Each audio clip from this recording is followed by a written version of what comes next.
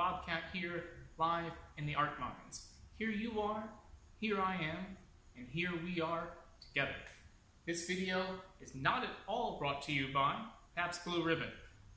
$10 for a 12-pack at your local Giant Foods. Cheers. So, where have I been the last couple of months? Glad you asked. I have a family member who had a sudden medical emergency. I get a call from my dear sister saying they're in the hospital, heart failure, kidney failure, all kinds of bad things.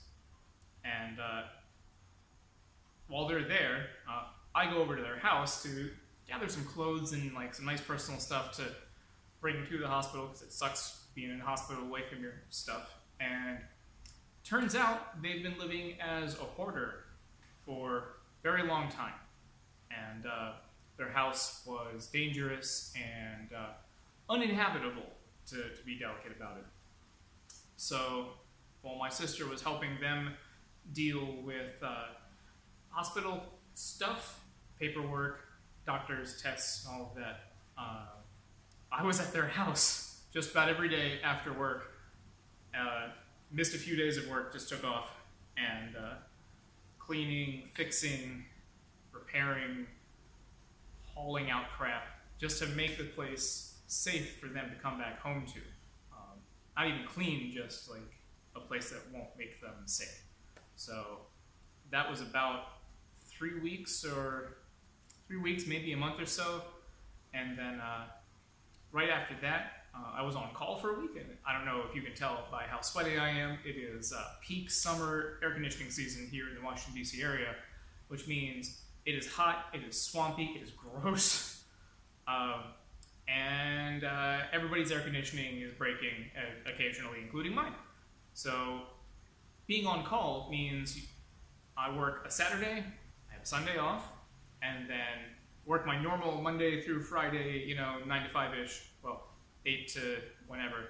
But then after that, anytime somebody calls the office and says, hey, my AC is out, come help, the phone rings to me or whoever's on call, and then we have to go deal with it. So some days, I'd start at 8 o'clock. Well, I'd leave the house at 7 to get to my job by 8. But start at 7 a.m. and then I wouldn't get home till 10, 11, so you do that for 7 days, and then you have your regular work week after that.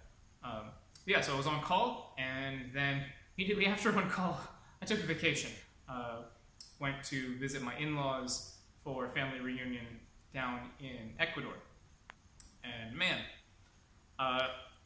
if I can say anything great about traveling, opens your mind, it opens your heart, and best of all, it opens your taste buds, because I got to try a whole bunch of new foods, and even better, learn the recipes so I can make them myself here, assuming I can find the ingredients, which we've got a pretty diverse range of grocery stores here, so one can help.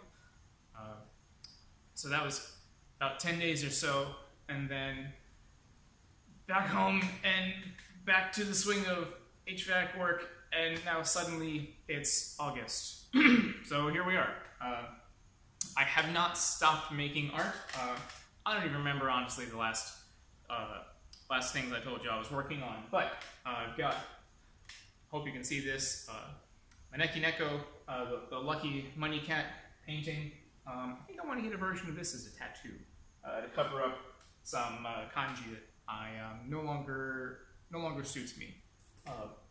So I'm going to be looking for a good tattoo shop and to get me some of this right there.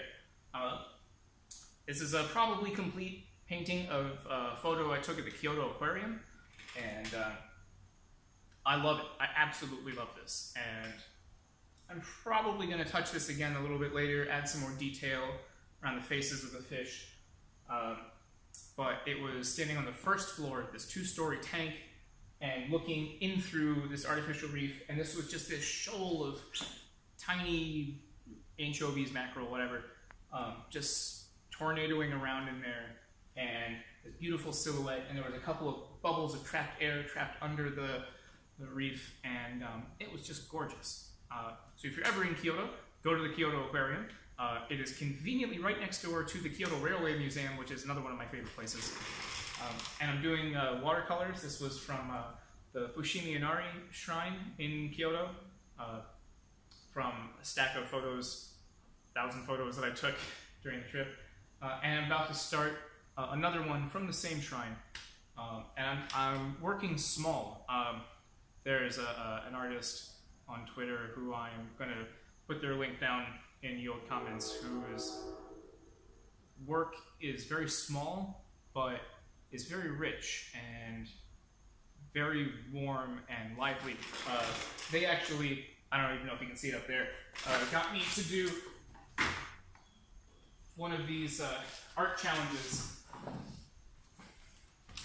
So, like, hey, I put up a photo, paint it. And so I did. So this was from one of his art challenges. But he works small and has gotten me into the idea of, you know, it's great to work really big, but I also want to be able to work small and get my ideas across in a nice, contained, well laid out, well lit area. And of course, forever motorcycle ride whenever I possibly can, which isn't all that often, unfortunately. But it's just the last couple of months, last month and a half or so have just been bananas. And now I'm looking around and hoping to be able to catch my breath and share, you know, a moment or two of that piece with you. So thank you for coming back. Thank you for joining me. You know, if you're seeing me for the first time, welcome. These are the art lines. This is my home. And this is where I dig up fresh art for you as often as humanly possible.